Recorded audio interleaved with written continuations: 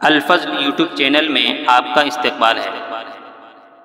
اس channel پر روزانہ قرآن پاک کی ایک آیت تلاوت سماعت ترجمہ اور مختصر تشریح پیش کی جاتی ہے۔ ویڈیو اپلوڈ ہونے پر نوٹیفیکیشن پانے کے لیے اس چینل کو سبسکرائیب کریں اور بیل آئیکن ضرور دبائیں۔ السلام علیکم ورحمۃ اللہ وبرکاتہ۔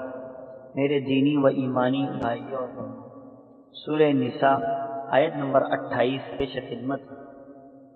اعوذ باللہ من الشیطان الرجیم، یرید اللہ ان یخفف عنکم وخلق الانسان ضعیفا۔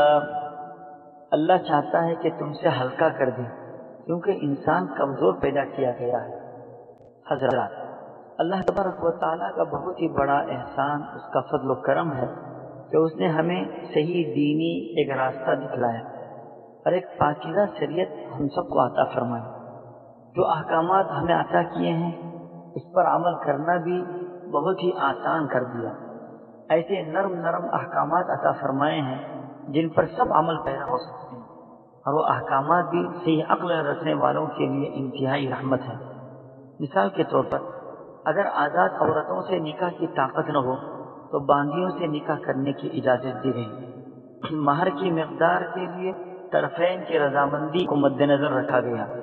ضرورت کے وقت ایک سے زائد عورتوں سے نکاح کرنے کی اجازت دی گئی۔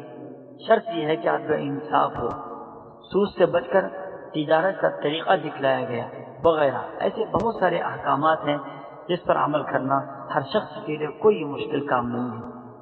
آیت کے آخری حصے میں بھی فرمایا کہ انسان کمزور ہے، اس کے اندر بہت سارے تقاضے ہیں۔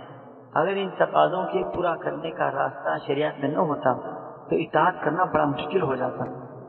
شہوانی مادہ رکھا گیا، اسی بنا پر شادی کی ترغیب دی گئی۔ اگر شادی کا یہ انظام نہ ہوتا تو گناہ کے مرتکب ہونے کا اندیشہ ہو۔